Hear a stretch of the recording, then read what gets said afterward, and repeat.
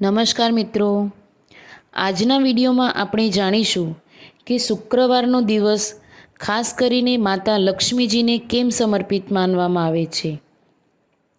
ભારતની સંસ્કૃતિમાં સપ્તાહના દરેક દિવસે કોઈને કોઈ દેવતા સાથે જોડાયેલા છે, જેમ કે સોમવાર ભગવાન શિવને, મંગળવાર હનુમાનજીને તથા ગણપતિજીને, શનિવાર હનુમાનજીને અને શુક્રવારનો દિવસ માતા લક્ષ્મીજીને અર્પિત છે।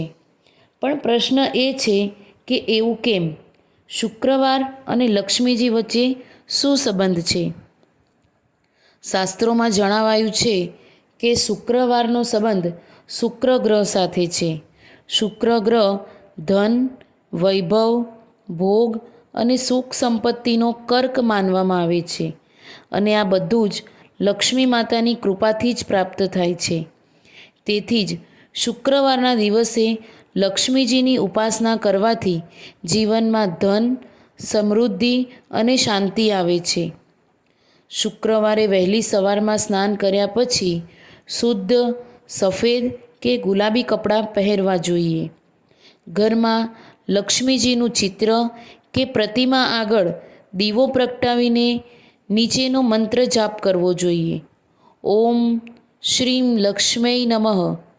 લક્ષ્મીજીને કુમકુમ, ચોખા, સુગંધિત ફૂલ અને ખીર અથવા તો મીઠાઈનો ભોગ ચડાવવો શુભ માનવામાં આવે છે। આ દિવસે સ્ત્રીઓ ઉપવાસ રાખે છે અને સાંજે શુક્રવારની કથા સાંભળે છે।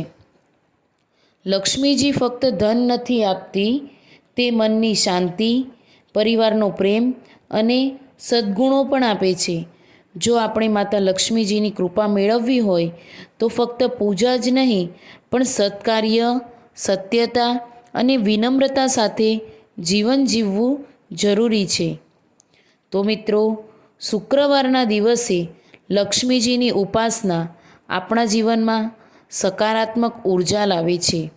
તો ચાલો દરેક શુક્રવારે એક દીવો લક્ષ્મીજી માટે પ્રગટાવીએ અને ધન સાથે ધર્મ પણ આપણા જીવનમાં વસે તેવી પ્રાર્થના કરીએ। જય લક્ષ્મી માતા। તો મિત્રો, આ વિડીયો તમને ગમ્યો હોય તો લાઈક એન્ડ શેર કરો અને ચેનલને સબસ્ક્રાઈબ કરવાનું ભૂલતા નહીં।